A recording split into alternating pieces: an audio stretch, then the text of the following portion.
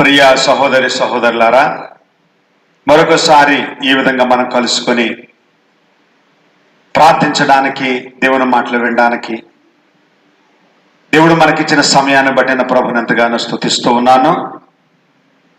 ఈ సమయంలో అందరూ తల్ల వంచండి, ప్రార్థన చేసుకొని నేరుగా వాక్యములకు వెళదాం.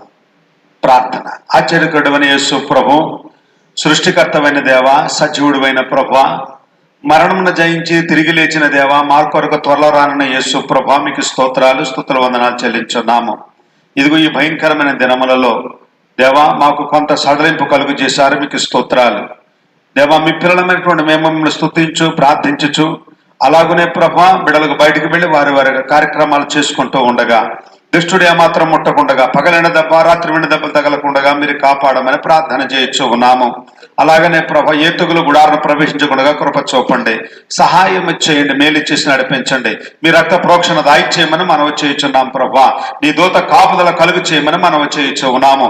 బలహీనలు బలపరచండి, రోగులు స్వస్థపరిచి మీ ఆత్మతో నింపి ఈ సమయంలో వాక్యం వినుటకు మంచి మనసిచ్చి మహిం పొందమని, నా ద్వారా బిడ్డలతో మీరు మాట్లాడండి, నాతో మాట్లాడమని యేసయ్య నామమునందు ప్రార్థన చేసి వేడుకొనుచున్నాను పరమ తండ్రి, ఆమె. ఈ సమయంలో పరిశుద్ధ లేఖనము నుండి దేవుని యొక్క వాక్యాన్ని మనము ధ్యానించుకుందాం. ఈ లోకంలో చూసినప్పుడు అనేకమైనటువంటి ప్రజలు ఈ లోకంలో జీవించాలంటే ఎవరే విధంగా జీవించారు, ఎవరే విధంగా నడిచారు, ఎవరే విధంగా మాట్లాడారు, ఎవరే విధంగా వాక్యం చెప్పారు అని చెప్పి కొన్ని పద్ధతులు నేర్చుకుంటూ ఉన్నారు, లేదా కొన్ని పద్ధతులు చూస్తూ ఉన్నారు. మంచిదే కానీ అన్ని పద్ధతులు ఏ విధముగా ఉండాలి అంటే దైవ చిత్తానుసారంగా ఉండవలసి ఉన్నది, దైవ పద్ధతిగా ఉండవలసి ఉన్నవి. ఆ పద్ధతి వాక్యానికి సరిపోవలసి ఉన్నది. కనుక ఆ పద్ధతి చూపించినటువంటి దేవుడు ఎవరు, ఆయన ఏ పద్ధతులు మనకు చూపించాడు, ఏ పద్ధతులు మనం నడవమన్నాడు అన్న విషయాన్ని తేటగా బైబిల్ గ్రంథముల నుండి కొన్ని మాత్రం ధ్యానం చేసుకుందాం. రండి. మొదటి పేతురు రాసిన పత్రిక 2వ అధ్యాయము 20వ వచనమును 21వ వచనమును మనం చూసినట్లయితే మీకు అందరికీ సుపరిచితమైన మాటను తెలియచేయాలని ఆశిస్తూ ఉన్నాను. చదువుకుందామా? 2వ అధ్యాయము 21వ వచనం చదువుకుందాం. క్రీస్తు కూడా మీ కొరకు బాధపడి మీరు తన అడుగు జాడల యందు నడుచుకొనున్నట్లు మీకు మాదిరిగా ఉంచిపోయాను. దేవునికి స్తోత్రం కలుగును గాక. హల్లెలూయా. ఇక్కడ మనము ఎవరెవరు అడుగు జాడలు నడవాలో, ఎవరెవరు మాదిరిని తీసుకోవాలి అంటే, ఈనాడు క్రైస్తవులు రకరకాల పాస్టర్లు కానీ లేకపోతే సేవకులు వేరే సేవకుల పద్ధతి కానీ తీసుకుంటూ ఉన్నారు, నడుచుకుంటూ ఉన్నారు. కానీ మనం దేవుడి అడుగుజాలు నడవమన్నాడు, ఏ పద్ధతులు నడవమన్నాడు మనం చూసినప్పుడు చదువుకుందాం రండి. క్రీస్తు కూడా మీ కొరకు బాధపడి మీరు ఆయన అడుగు జాడలలో నడుచుకొనవలెనని మీకు మాదిరి ఉంచి పోయెను అని వ్రాయబడి ఉన్నది. క్రీస్తు కూడా మీ కొరకు బాధపడి అడుగు జాడలలో ఒక మాదిరికరమైన జీవితము ప్రభు మనకు దయచేశాడు అంటే, ఎట్టి మాదిరి జీవితం ప్రభు మనకు దయచేశాడు మనం నేర్చుకోవలసి ఉన్నది. ఇక్కడ క్రీస్తు కూడా మీ కొరకు అనగా క్రీస్తు కూడా అని అర్థం ఏమిటంటే, మనము బాధపడుతూ ఉన్నాం, మనము శ్రమ పడుతూ ఉన్నాం, మనము నిందలు అనుభవిస్తూ ఉన్నాం. మనము క్రీస్తు కొరకు సాగుచున్న సమయంలో పిలిచిన పిలుపునకు తగినట్లుగా జీవించాలని 20వ వచనంలో చదువుకుంటూ ఉన్నాం. 20వ వచనానికి రండి. ఏమంటాడు? తప్పిదమునకై ఒకరు దెబ్బలు తినిన ఎడల మీరు సహించిన ఎడల మీకేమి లాభము? మేలు చేసి బాధపడినట్లు మీరు సహించిన ఎడల అది దేవునికి హితమగునని వ్రాయబడి ఉన్నది. కనుక ఇక్కడ కీడు చేసి బాధ అనుభవించడం కాదు గాని మేలు చేసి బాధ అనుభవించాలంటున్నాడు. అది ఎవరు అనుభవించారనే మాదిరి కూడా మనకు కనబడుతూ ఉన్నది. అది మనకి ఎవరు అనుభవించారనగా క్రీస్తు కూడా అని వ్రాయబడి ఉన్నది. అందుకొరకు మనం పిలువబడితేమంటాడు అక్కడ వచనం స్పష్టంగా చూసినట్లయితే. ఎందుకు చేయబడ్డాం మనం అక్కడ? మనం అందుకే ఎందుకు మీరు పిలువబడితే ప్రభు మన ఎందుకు పిలిచాడు అంటే, క్రీస్తు యొక్క మాదిరి ప్రకారం నడుచుకోవాలని ప్రభు మనల్ని పిలిచాడు. ఎవరిని పిలిచాడు అంటే అందరూ క్రీస్తు మాదిరి ప్రకారం నడుచుకోలేరు.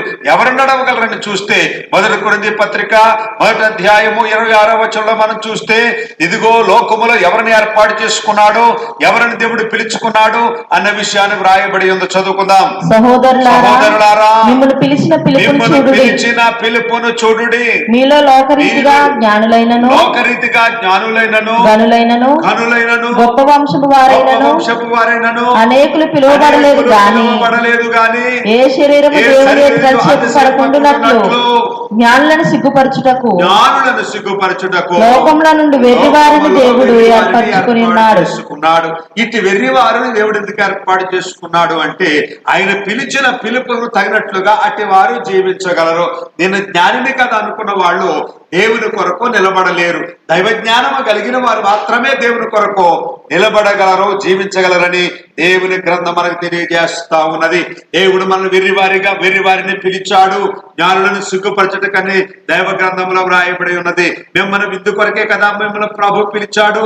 ఆ పిలుపు రాసిన పత్రికలో మనం చూసినప్పుడు 3వ అధ్యాయం 14వ వచనంలో చదివినప్పుడు, ఆ పిలుపు ఎట్టి విధమైన పిలుపు అనగా అది మహిమ సంబంధమైన పిలుపు, అది ఉన్నతమైన పిలుపు, అది గొప్ప పిలుపు. అందుచేతనే యేసు ప్రభువారు పిలుపును గమనించి వచ్చినటువంటి మనము ఆ పిలుపును బహు జాగ్రత్తగా మనం కాపాడుకోవలసినది. పిలుపుకు తగినట్లుగా యేసుక్రీస్తు మాదిరి ప్రకారంగా నీవు నేను నడవలసి ఉన్నది. దేవునికి మహిమ కలుగును గాక. హల్లెలూయా, హల్లెలూయా. 3:14 ఏమంటాడు? క్రీస్తు యేసునందు దేవుని ఉన్నతమైన పిలుపునకు కలుగు బహుమానం పొందవలెనని. కలుగు బహుమానము నిమిత్తం అంటున్నాడు. ఉన్నతమైన పిలుపు, ఆ పిలుపునకు దేవుడు ఏమిస్తాడంటే బహుమానం ఇస్తాడు. ఎప్పుడు బహుమానం ఇస్తాడు అనగా, ఇదిగో ఆయన మాదిరి ప్రకారంగా జీవిస్తేనే ఆయన మనకు బహుమానం ఇస్తానని దేవుని యొక్క వాక్యం మనకు సెలవిచ్చు ఉన్నాడు. దేవునికి స్తోత్రం కలుగును గాక. హల్లెలూయా, హల్లెలూయా. అందుచేత ఆ విధంగా పిలిచినటువంటి దేవుడు అంటున్నాడు 21వ వచనం ఏమంటాడు?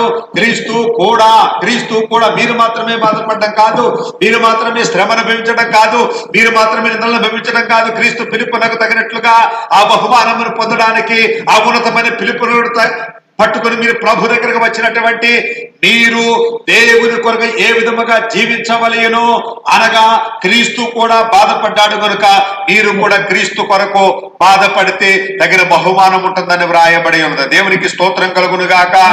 హల్లెలూయా, హల్లెలూయా.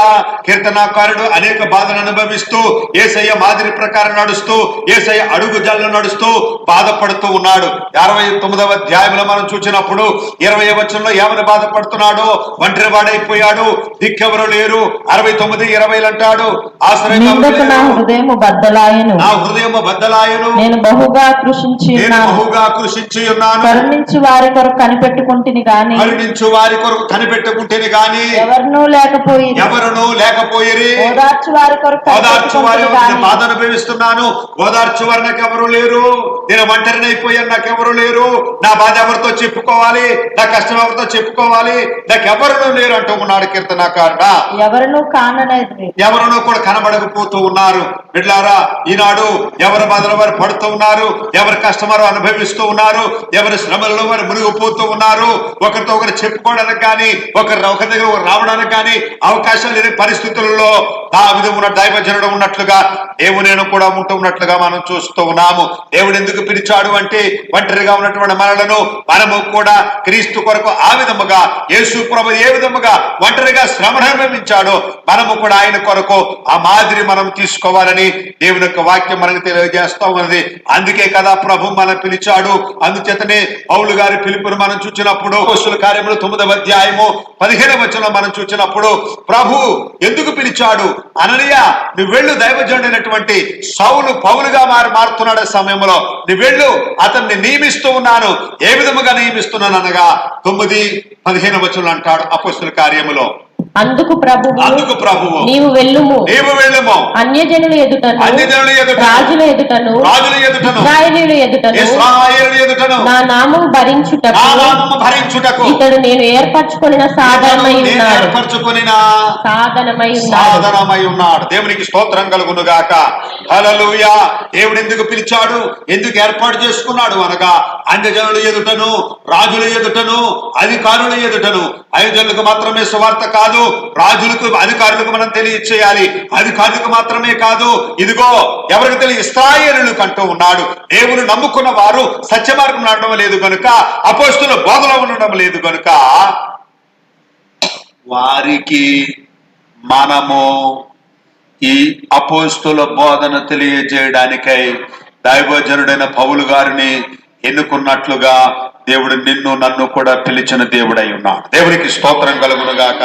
హల్లెలూయా, హల్లెలూయా. పిలిచిన తర్వాత ఏం చేయాలని? క్రీస్తు మీ కొరకు బాధపడి ఆయన అడుగుజాల్లో నడుచుకునవలనని మీకు మాదిరి ఉంచి ఉంచి ఆయన పరమనకు ఆరోహణమైపోయాడు. నీ కొరకు నా కొరకు మాదిరి ఉంచాడు. ఆయన ఏ మాదిరి ఉంచాడో ఒకసారి మనం బైబిల్ గ్రంథము నుండి, లేఖనము నుండి మనం పరిశోధించుకుందాం, మనం పరిశీలించుకుందాం. రండి రండి. ఏ కార్యములో ఉంది? మత్తయి రాసిన సువార్త 11వ అధ్యాయము 29వ వచనంలో చూస్తే కొన్ని మాటలు మాత్రమే మనం ధ్యానం చేసుకుందాం. అంత బైబిల్ అంతా మాదిరే. ఆయన మనకిచ్చిన మాదిరి, ఆయన జీవితం అంతా మనకు మాదిరి. కానీ కొన్ని మాటలు మనం ధ్యానం చేసుకొని మనం ముగించుకుందాం. రండి. ఏం మాట్లాడుతున్నాడో దేవుడు అంటున్నాడు, ఇదిగో నా బిడ్డలారా, నేను 11:29 మత్తయి సువార్త 11:29 అంటాడు, నేను సాత్వికుడను దీన మనస్సు గలవాడను గనుక మీ మీద నా కాడి ఎత్తుకొని నా యొద్ద మీరు నేర్చుకున్నాడని చెప్పి దేవుడు మాట్లాడుతూ ఉన్నాడు. దేవుని దగ్గర నుండి మనం నేర్చుకోవలసినది ఏమిటనగా, ఆయన ఎటువంటి వాడట? ఆయన సాత్వికుడు, దీన మనస్సు గలవాడు. ఆయన సాత్వికుడు, దీన మనస్సు గలవాడు కనుక సాత్వికంగా మనం మాట్లాడాలి. ఇదిగో మృదువైన మాట క్రోధమును చల్లార్చును, నొప్పించు మాట క్రోధమును రేపునని వ్రాయబడి ఉన్నది. అందుచేత మనము మాట్లాడే విధానమే గాని, లేకపోతే ప్రవర్తన విధానమే గాని బహు జాగ్రత్తగా ఉండాలని యేసు ప్రభువే మాదిరి. ఆయన ఎవరట? ఆయన సాత్వికుడు. ఆయన సాత్వికుడు కనుకనే ఆయన గుర్రమెక్కి రాలేదు, లేకపోతే సింహమెక్కి రాలేదు, లేదా పులెక్కి రాలేదు, కానీ ఆయన సాత్వికుడై ఆయన గాడిదను ఎక్కి వచ్చినటువంటి దేవుడు. ఇదిగో నేను సాత్వికుడను, దీన మనస్సు గలవాడును గనుక గాడిద ఎక్కి వచ్చినటువంటి దేవుని గురించి మాట్లాడుచున్నా. హల్లెలూయా, హల్లెలూయా. కనుక ఇదిగో నీ రాజు వచ్చుచూ ఉన్నాడు. ఎందుకు? ఆయన సాత్వికుడు, ఆయన దీన మనస్సు గలవాడు. ఆయన మాదిరి మనం తీసుకోవాలి. ఈనాడు క్రైస్తవులు ఒక మాట అంటే 4 మాటలు అంటున్నారు. ఇదిగో నేను 10 మాటలు ఊరుకున్నాను, ఇంకొక మాట 11వ నేను ఏమాత్రం కూడా నేను ఊరుకోను అని చెప్పి మాట్లాడుతూ ఉన్నారు. ఇదిగో నేను ఊరుకున్నాను అనుకున్నావా? ఇదిగో దేవుణ్ణే గాని ఒక గంట సేపు గాని దేవుణ్ణి ప్రక్కకు పెడితే నీ సంగతి ఏదో చూస్తానని మాట్లాడుతున్నారు. ఇది దేవుని బిడ్డలో మాట్లాడే లక్షణం అంటారా? ఇది దేవుని ప్రజలు యేసయ్య మాదిరి అంటారా? కాదు కాదు కాదు బిడ్డలారా. ఆయన సాత్వికుడు గనుక తండ్రి వీరేమి చేయుచున్నారో వీరికి తెలియదు గనుక వీరిని క్షమించుమని చెప్పి ఆయన సాత్వికంగా మాట్లాడిన దేవుడై ఉన్నాడు. రాజు పిలాతు దగ్గర అంటాడు, ఇదిగో నీవన్నట్లే, యూదుల రాజు అడిగినప్పుడు నీవన్నట్లే అని ప్రభు వారు మాట్లాడారు. మనం ఏమని మాట్లాడుతున్నాము? ఇదిగో మనం గొప్పతనం మనం అనుకోకూడదు, కానీ మనము దేవుని బలి, యేసు ప్రభు వలె మనము సాత్వికముగా ఉండవలసినది, సాత్వికముగా మనం మాట్లాడవలసినది. సాత్వికులు ధన్యులు, వారు భూలోకమును స్వతంత్రించుకుందురని ప్రభు చెప్పిన మాట మనం వింటూ ఉన్నాము. కనుక బిడ్డలారా, మనం సాత్వికముగా ఉండాలి. ఆ సాత్వికమైనటువంటి నా యొద్ద మీ కాడి ఎత్తుకొని నేర్చుకోనని అంటున్నాడు. ఏమి నేర్చుకోవాలి? ఆయన మాదిరి ఉంచి వెళ్ళిపోయాడు. ఆయన మాదిరి ఏమిటనగా సాత్వికమనే కాడిని, నా కాడి సులువు, నా భారము తేలిక.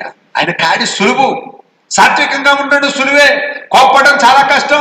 బీపీ రేజ్ అయిపోతుంది, షుగర్ అటాక్ అయిపోతుంది, రకరకాల గొడవలు అవుతాయి, రకరకాల కలహాలు బయలుదేరుతాయి, హత్యలు జరుగుతాయి. దానివల్ల ప్రయోజనం లేదు. అది చాలా బరువు. కానీ యేసు ప్రభు సాత్వికమైనటువంటి కాడి అది సులువు అన్నాడు దేవుడు. దేవునికి స్తోత్రం కలుగును గాక. హల్లెలూయా. ఈ సులువైన మార్గానికి వచ్చేద్దాం. సాత్వికంగా ఉండి భార్య ఎడల సాత్వికము, భర్త ఎడల సాత్వికము, పిల్లల ఎడల సాత్వికము, పొరుగు వారి ఎడల సాత్వికము, సంఘం ఎడల సాత్వికము, విశ్వాస ఎడల సాత్వికము, నేను కూడా సేవకుని ఎడల కూడా నీవెంతో సాత్వికము కలిగి ఉండాలని చెప్పి దేవుని మాటను బట్టి నేను హెచ్చరిస్తూ ఉన్నాను. యేసయ్యే మాదిరి. దేవునికి స్తోత్రం కలుగును గాక. హల్లెలూయా, హల్లెలూయా. అట్టి సాత్వికముతో నా నా యొద్ద నేర్చుకోమంటున్నాడు. అటు మనసు ఎవరి మనసు అనగా క్రీస్తు యేసు మనసు అని ఫిలిప్పి 2:5 అంటాడు. ఫిలిప్పి 2:5 2:5 అంటాడు. అది ఎవరి మనసు అంటే ఎవరి మనసు కాదు బిడ్డారా. ఏదో మనుషుల మనసు కాదు, లేక లోకజ్ఞానులు మన మనస్సు కాదు, నాయకులు అంటే మనస్సు కాదు, కానీ అది మొట్టమొదటిగా ఎవరి మనసు అని బైబిల్ గ్రంథం చెబుతుందో 2:5 ఏమంటాడు? క్రీస్తు యేసునకు కలిగిన ఈ మనస్సును మీరును కలిగి ఉండుడి. ఎవరి మనస్సు మనం కలిగి ఉండాలి అనగా క్రీస్తు యేసునకు కలిగిన ఈ మనస్సు. ఏ మనస్సు? సాత్వికమైనటువంటి మనస్సు. ఇదిగో మందిరం విషయమునకు వచ్చినప్పుడు కోపపడ్డాడు దేవుడు. ఆయన మందిరాన్ని శుద్ధి చేయడానికి పరిశుద్ధత కొరకు, పవిత్రత కొరకు మాత్రమే ఆయన కోపపడి దేవాలయంలోకి వెళ్ళి బలలు పడగొట్టాడు. అక్కడ పావురాలు అమ్ముచున్న వారిని వెళ్ళగొట్టాడు, రోకలు మార్చున్న వాళ్ళని వెళ్ళగొట్టాడు. ఈ విధముగా మందిరాన్ని శుద్ధి చేయడానికి కనుక మన హృదయం శుద్ధిగా ఉండాలి అని చెప్పి యేసు ప్రభువారు నీకు నాకు కూడా ఆ మందిరపు మాదిరి యేసు ప్రభువారు చూపించిన దేవుడై ఉన్నాడు. దేవునికి స్తోత్రం కలుగును గాక. హల్లెలూయా, హల్లెలూయా. కనుక ఈ విధమైనటువంటి మాదిరి నేను ఎటువంటి వారట? ఈ మనస్సును, ఏ మనస్సు? యేసుకు కలిగిన మనస్సును మీరును కలిగి ఉండుడి. ఎటువంటి మనస్సు అది? ఆయన దేవుని స్వరూపము కలిగి ఉండి దేవునితో సమానముగా ఉండవు. ఆయన దేవుని స్వరూపము కలిగి ఉండి దేవునితో సమానముగా ఉండుటకు విడిచిపెట్టకూడని భాగ్యమని ఎంచుకొనలేదు గాని మనుషుల పోలికగా పుట్టి, ఆయన మనుషుని పోలికగా పుట్టి దాసుని స్వరూపము ధరించుకొని దేవుడు మనుషుడుగా వచ్చేసాడు. దేవుడే మనుషుడుగా వచ్చేసాడు. దేవుడే దీనుడుగా వచ్చాడు. అందుచేత దాసుని స్వరూపము, ఆయన దేవుడై ఉండి, యజమానుడై ఉండి, ఆయన దాసుని స్వరూపము ధరించుకొని తన్ను తానే రిక్తునిగా చేసుకున్న దేవుడై ఉన్నాడు. దేవునికి స్తోత్రం కలుగునుగాక. హల్లెలూయా. తను తానే రిక్తుడనగా ఏమి లేని వాడిగా చేసుకున్నాడు. మహిమను విడిచిపెట్టాడు, ఆయన ఘనమను విడిచిపెట్టాడు, ఆయన యొక్క ఘనతను విడిచిపెట్టాడు. దేవేలతో దూతలతో ఉండవలని భాగ్యమునని ఎంచుకొనలేదు గాని ఆయన శరీరముగా పుట్టినటువంటి దేవుడు, శరీరము ధరించుకొని పుట్టినటువంటి దేవుడు రిక్తునిగా అయిపోయాడు. ఇటువంటి మనస్సు మనము కలిగి ఉండాలి. ఆయనలా ఉన్నాడు, ఈయనలా ఉన్నాడు అనే మాదిరి మనకు అవసరం లేదు, నీకు అవసరం లేదు. మొట్టమొదటిగా క్రీస్తు యేసే మనకు మాదిరికరమై ఉన్న దేవుడై ఉన్నాడు. దేవునికి స్తోత్రం కలుగునుగాక. హల్లెలూయా. రెండవ మాదిరి మనం నేర్చుకుందాం రండి. మత్తయి సువార్త 16:24 రెండవ మాదిరి ఏమిటి? మొట్టమొదటి మాదిరి ఆయన తను రిక్తునిగా చేసుకున్నట్లుగా ఆయన తగ్గించుకొని దీన మనస్సు కలిగి, ఆయన దయాళత్వము కలిగి, దీర్ఘశాంతము కలిగినట్లుగా మనం చూస్తూ ఉన్నాము. రెండవ లక్షణం ఏమిటి? రెండవ మాదిరి ఏమిటో చూద్దాం. 16:24 మత్తయి సువార్త. అప్పుడు యేసు తన శిష్యులను చూచి ఎవడైనను నన్ను వెంబడించాలి అంటే, నా మార్గం నడవాలంటే, నా మాదిరి ప్రకారంగా జీవించాలి అంటే తన్ను తాను ఉపేక్షించుకొని తన సిలువను ఎత్తుకొని నన్ను వెంబడించవలెను. ఇది యేసు ప్రభు యొక్క సిలువను ఎత్తుకొని యేసు ప్రభు అడుగుజాలలో నడుచుట. ఆయన అడుగుజాలలో నడుచుండగా సిలువను ఎత్తుకుని, అనగా సిలువను యొక్క శ్రమలను సహించి, సిలువను వెళ్ళినప్పుడు యేసు ప్రభువారు ఏ శ్రమలు సహించాడో, ఏ మాటలు పడ్డాడో, ఏ అవమానాలు పడ్డాడో అవన్నీ కూడా సహించుకుంటూ సిలువని సహించి తను ఉపేక్షించుకొని నన్ను వెంబడించాలి అని యేసు ప్రభువారు చెప్పాడు. ఉపేక్షించుకోవడం అంటే ఇక నేను కాదు. ఆనాడు బాప్తిసం పొందినప్పుడే అనుకున్నాం మనం, ఇది నేను కాదు, ఇదిగో ప్రభా నేను ఇక చనిపోతూ ఉన్నాను, క్రీస్తు మృతి పొందులాగున నేను కూడా మృతి పొందుచున్నానని మనము ఆ నీటిలోకో, చెరువులోకో, కాలువలోకో ఆ యొక్క నీటిలోకి వెళ్ళి 2 చేతులు పట్టుకుని మనము దేవుని దగ్గర సమర్పణ చేశాం, లేకపోతే ఒప్పుకున్నాం, ఇదిగో ప్రభు నేను చనిపోతున్నాను, నీ కొరకు శ్రమైన, కష్టమైన, వ్యాధైన, బాధ నీ కొరకు జీవిస్తానని, నేను చనిపోతున్నానని చెప్పేసి ఆ బాప్తిసం అనేది క్రీస్తు మరణ పునరుద్ధానముకు సాదృశ్యం అని మనం ఎరుగుదాము. అది పాత పురుషుడు చనిపోయి నూతన పురుషుడిగా మనం జీవించుట. ఇక నేను కాదు, నేను చనిపోయాను, దేవుడే నా యందు జీవిస్తున్నాడు అనేటువంటి భావనతోనూ, విశ్వాసముతోనూ, నమ్మకముతోనూ అట్టి పిలుపును పిలిచినటువంటి దేవునికి ఇష్టానుసారంగా, మాదిరికరంగా నేను కూడా జీవించవలసి ఉన్నది. దేవునికి స్తోత్రం కలుగునుగాక. హల్లెలూయా, హల్లెలూయా. తను ఉపేక్షించుకొని నన్ను వెంబడించవలె. నీకు నీవే ఉపేక్షించుకోవాలి, నీకు నీవే తీసేసుకోవాలి, నీకు నువ్వే ప్రకటించుకోవాలి. ఎవడే ఉదాహరణ చూడండి ఒకసారి. మనం పోయి అక్కడ వేరే చోట కూర్చున్నాం అనుకోండి, యేసుప్రభే చెప్పారా ఉపమానం ఏమని? ఇదిగో ఒక విందు జరిగినప్పుడు నువ్వు వెళ్ళి ఉన్నత స్థలంలో కూర్చున్నప్పుడు యజమానుడు వచ్చి నువ్వు అక్కడ కాదు ఉన్నత స్థలం దిక్కి కింద స్థలానికి పో అంటాడు, వెళ్ళమంటాడు. అప్పుడు మనం ఏం చేస్తాం? మనకు అవమానం కదా, మనది ఎంతో తగ్గిపోయిన వాళ్ళం కదా. అందుచేత మీరు వెళ్ళినప్పుడు అగ్రపీఠములు కోరుకోవద్దన్నాడు. కనుక మనకు మనం తగ్గించుకుంటే, మనం ఉపేక్షించుకుంటే దేవుడే తన ప్రజలను హెచ్చించేవాడై ఉన్నాడు. నువ్వు హెచ్చించుకుంటే ప్రభు తగ్గిస్తాడు. అందుచేత మనకు మనం ఉపేక్షించుకుందాం, మనకు మనం తీసివేసుకుందాం. ప్రభు అయితే దగ్గరకు చేర్చే దేవుడై ఉన్నాడు, ప్రభు అయితే హెచ్చించే దేవుడై ఉన్నాడు, ప్రభు అయితే గొప్ప చేసే దేవుడై ఉన్నాడు.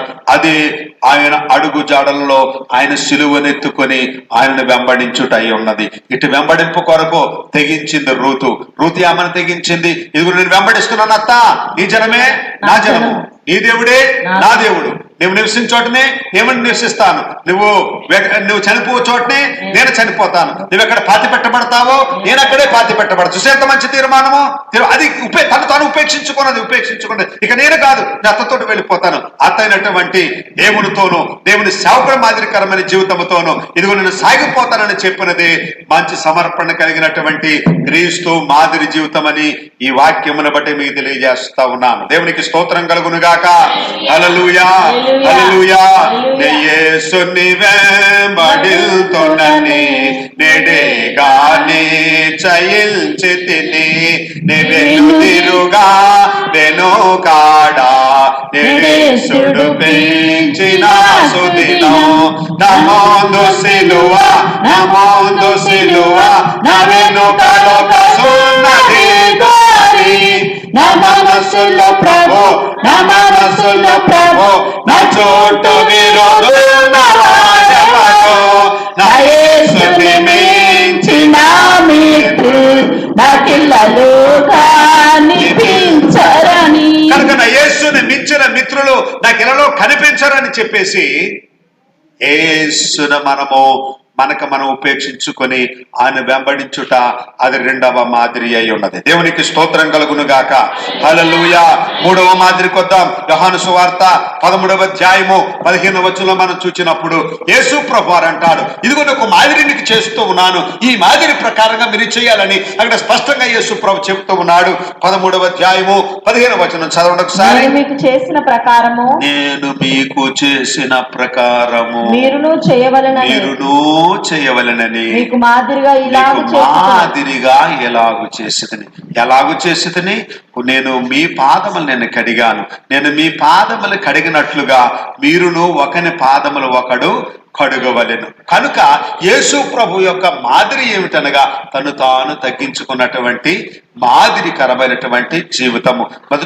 మొట్టమొదటిది సాత్వికమును ఆయన యొద్ద నుండి ఆయన కాడి ఎత్తుకొని నేర్చుకొనుట మొట్టమొదటి యొక్క ఒక మాదిరిని మనం నేర్చుకున్నాం. రెండవ మాదిరి మనం చూచినప్పుడు ఆయన తను తాను ఉపేక్షించుకొని నేను కాదు అని చెప్పేసి నువ్వు ఉపేక్షించుకొని నేను అన్న మాట ఎప్పుడు అనకూడదు. నేను కాదు క్రీస్తే అంటున్నాడు దైవజనుడైన పౌలు గారిని మనం చూచినప్పుడు. జీవించేవాడని నేను కాదు, నాలో క్రీస్తు జీవించు ఉన్నాడు. యేసుక్రీస్తు జీవిస్తే నీలో ఏముంటుంది, యేసుక్రీస్తు జీవిస్తే నాలో ఏముంటుంది అనగా యేసుక్రీస్తు మనసు ఉంటుంది, యేసుక్రీస్తు మాటలు ఉంటున్నాయి, యేసుక్రీస్తు తలంపులు ఉంటున్నాయి, యేసుక్రీస్తు యొక్క పాటలు ఉంటూ ఉన్నాయి, యేసుక్రీస్తు యొక్క వాక్యం ఉంటూ ఉన్నది.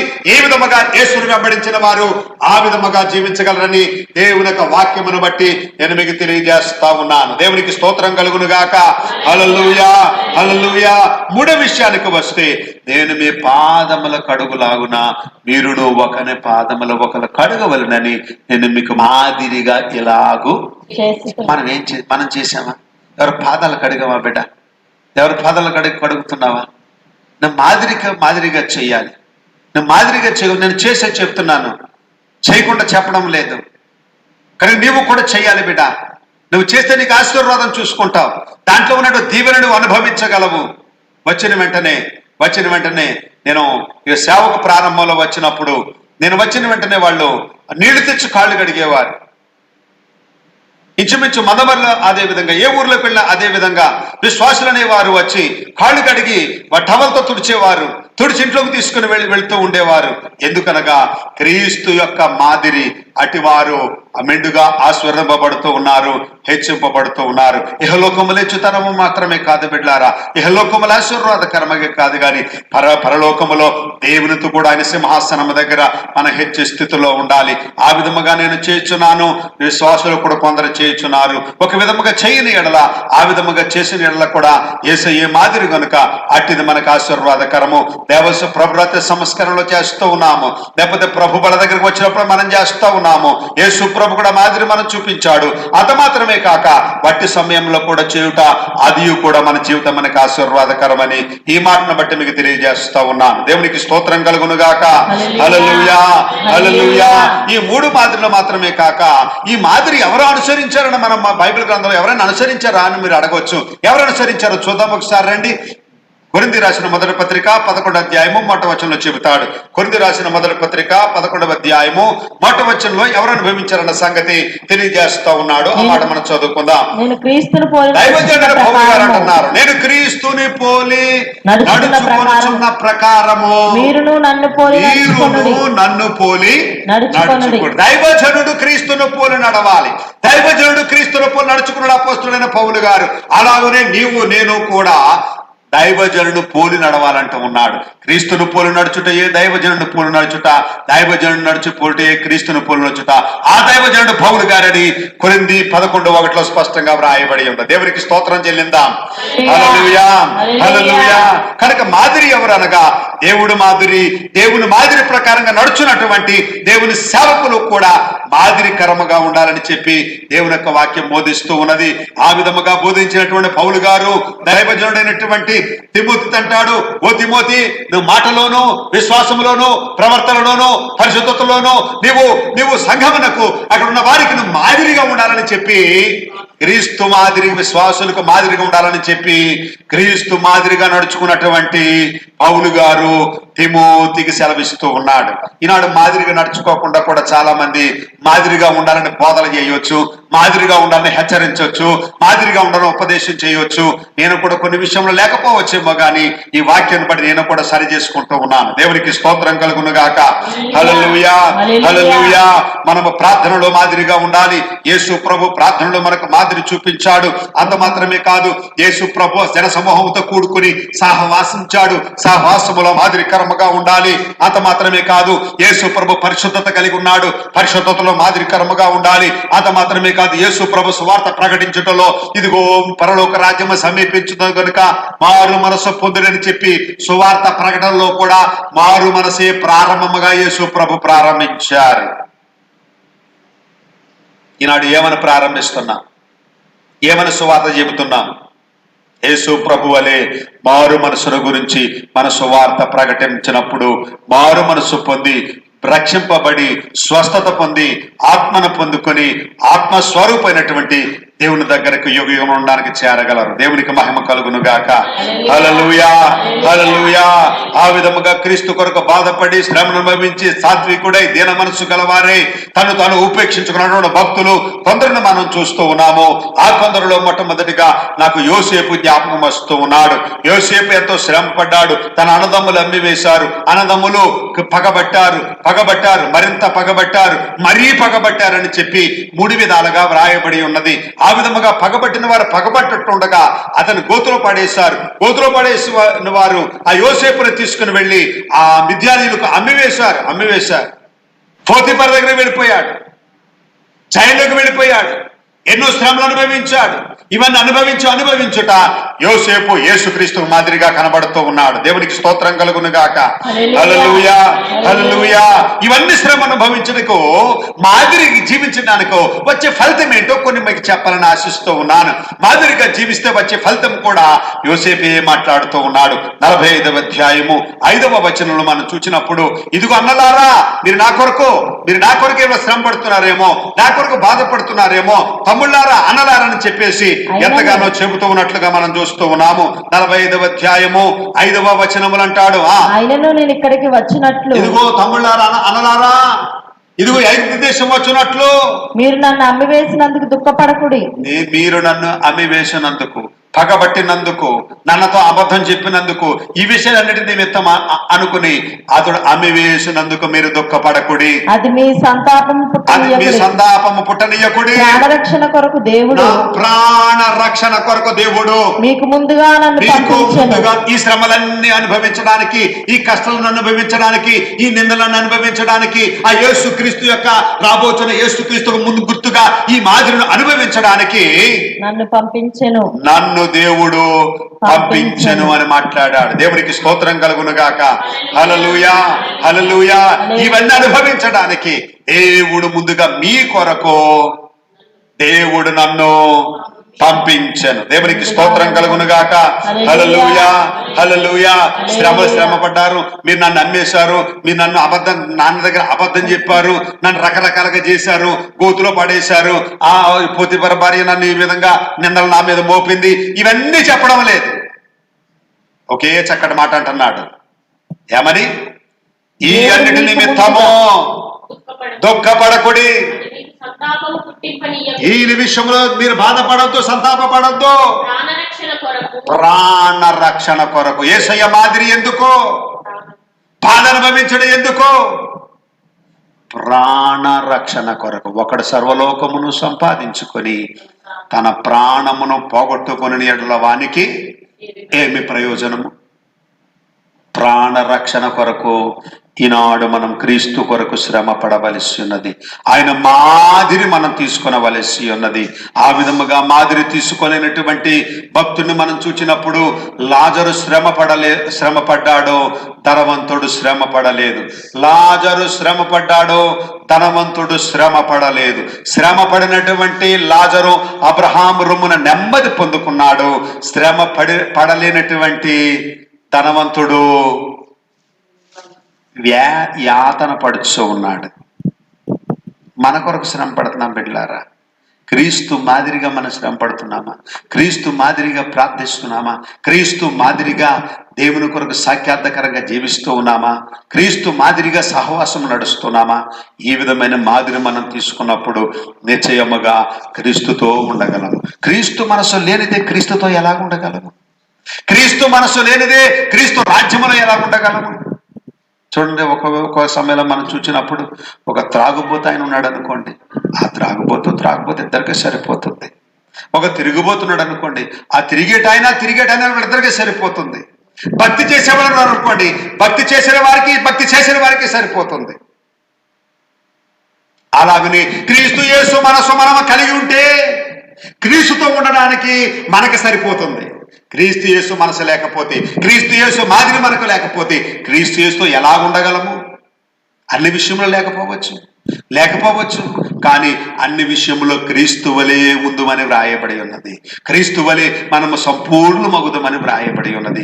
ఈ విధముగా సంపూర్ణం అవ్వడానికి దేవుడు యేసు క్రీస్తు యొక్క మాదిరి జీవితాన్ని, కొన్ని విషయాలు మీ ముందు పెట్టాలని దేవుడు కృప చూపాడు.